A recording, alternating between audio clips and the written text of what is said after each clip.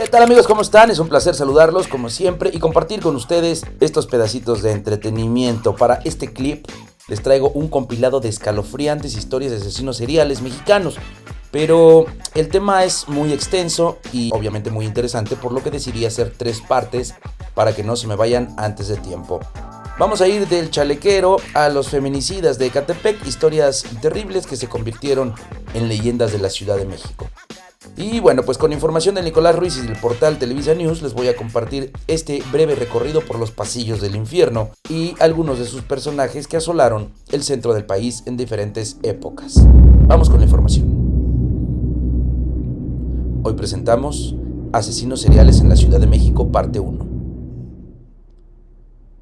Solo en pesadillas y cuentos de fantasmas, los muertos regresan para hacernos daño. En realidad, los muertos son amables, y por eso los invitamos con altares a regresar entre nosotros. Los vivos, en cambio, son mucho más peligrosos. Y es por eso que recopilamos una lista de asesinos seriales que sembraron miedo en la Ciudad de México y sus alrededores. Asesinos que se han convertido en horrendas leyendas de terror. Entre estos nombres se ocultan relatos escalofriantes que seguirán en el misterio, porque todos estos asesinos forman parte de la vieja historia del país. Sus fechorías han quedado sepultadas en años y años de investigaciones fallidas y procesos dudosos. Ninguno de ellos cuenta una historia completa y muchos seguirán siendo casos que se tiñen de ficción a través del nacimiento del amarillismo y del crecimiento de las leyendas populares. Sin embargo, estos hombres y estas mujeres existieron y forman parte de nuestra historia. Una historia que sería peligroso olvidar. El chalequero. Francisco Guerrero Pérez nació en el Bajío mexicano en 1840. Se sabe poco sobre su infancia, salvo que pertenecía a una familia pobre y abusiva, de la que huyó a los 22 años, para convertirse en zapatero en la Ciudad de México. Guerrero se casó y tuvo 4 hijos. Sin embargo, varias fuentes indican que era un hombre singularmente promiscuo, que tuvo diferentes hijos extramaritales y que acostumbraba tener encuentros sexuales con prostitutas. Justamente fueron las sexoservidoras sus principales víctimas. Decían que solía vestir elegantemente, con pantalones de cashmere, fajas multicolores y chalecos refinados de charro. También se relata que era un hombre bien parecido, de facciones masculinas y toscas, que era carismático y atractivo. Se consideraba un buen católico y un devoto guadalupano. A pesar de esta declarada fe, Guerrero Pérez se acercaba a sus víctimas para contratarlas y, después del acto sexual, las degollaba o estrangulaba. Muchas de ellas también terminaron siendo decapitadas antes de ser arrojadas al río Consulado. En las orillas de este río, que ahora corre bajo la parte norte del circuito interior, fueron encontrados cadáveres de mujeres decapitadas, maltratadas y parcialmente desnudas. En 1888, Guerrero fue capturado por el detective Francisco Chávez. Se le acusó del asesinato de Murcia Gallardo y la violación de una mujer llamada Emilia. Esta última víctima era una lavandera que había sido atacada por Guerrero al regresar de una peregrinación a la villa de Guadalupe. Como acostumbraba, el asesino la estranguló y la abandonó pensando que estaba muerta a las orillas del río Consulado. Sin embargo, la mujer sobrevivió y señaló a Guerrero como culpable. Guerrero fue condenado a muerte, pero Porfirio Díaz lo indultó, condenándolo solamente a 20 años de cárcel. Pero algunos años después, en 1904, fue liberado por un error en el proceso. Qué raro en México, ¿no? Poco tiempo pasó Francisco Guerrero en libertad. El 13 de junio de 1908 fue capturado por segunda vez, tras haber asesinado a una anciana a las orillas del mismo río. Cuando lo capturaron, Guerrero todavía portaba las manchas de la sangre de su víctima en la ropa. Fue condenado a muerte por segunda ocasión. Sin embargo, la condena tampoco se cumpliría. En 1910, a los 70 años, Guerrero fue encontrado muerto en su celda. Los motivos de su muerte siguen siendo poco claros, pero sin duda, su nombre impactó considerablemente a la sociedad de la época.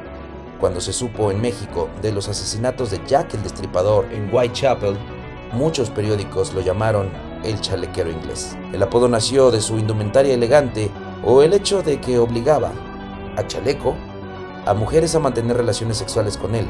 En cualquier caso, se considera que el chalequero mató alrededor de 20 mujeres en la colonia Peralvillo y sus alrededores, ganándose así el dudoso honor de ser el primer asesino serial mexicano y feminicida de la historia. La temible Bejarano. Se sabe muy poco de la vida privada de Guadalupe Martínez de Bejarano. Sabemos que estuvo casada y que tuvo un hijo llamado Aurelio Bejarano Martínez.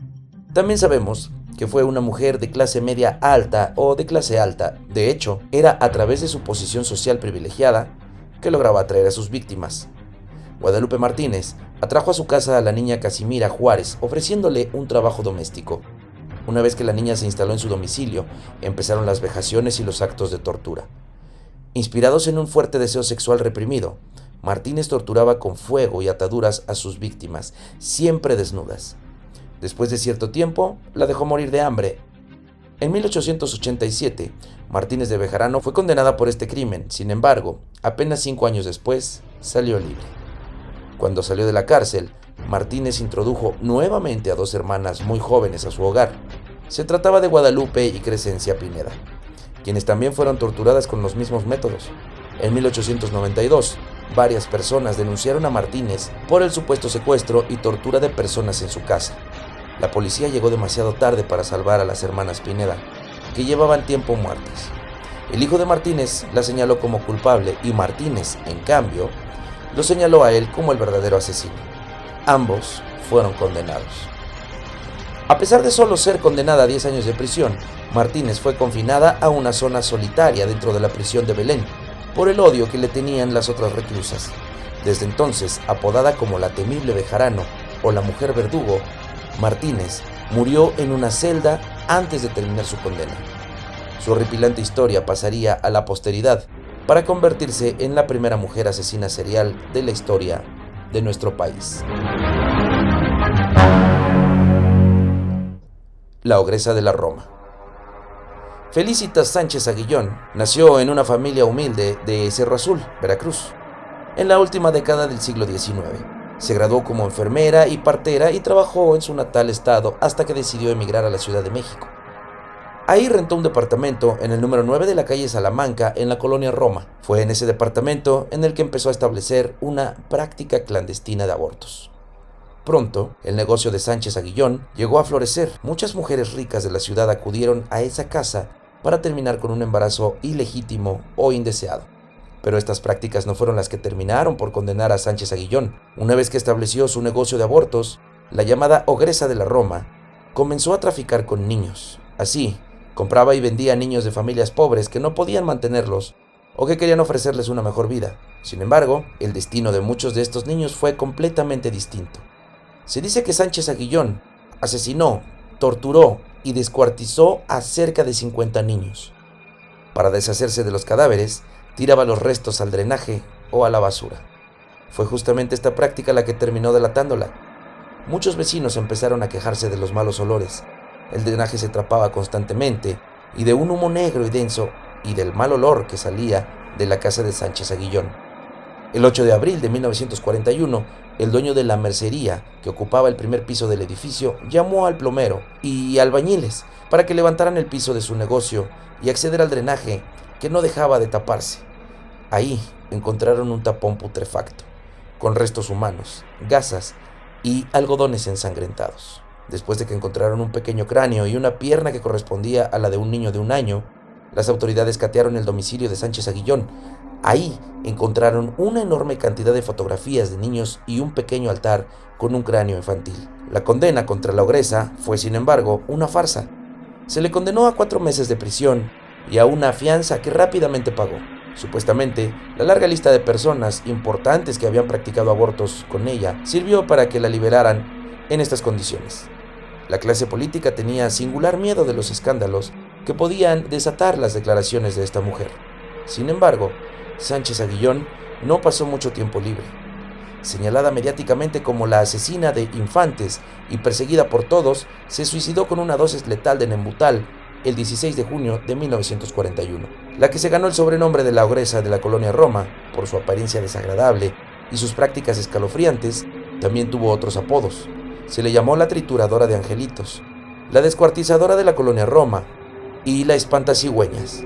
Sánchez Aguillón se convirtió así, con la enorme atención amarillista de la prensa, en el horror mexicano de la década de los 30. Bueno, pues ahí lo tienen, estas breves historias de estos asesinos seriales, los primeros en el orden cronológico. Conforme van a ir avanzando estas historias, yo se los voy a ir contando. Hasta aquí voy a dejar este primer clip para que ustedes, bueno, pues las disfruten y se informen un poco. Nos vemos en la próxima. Que descansen.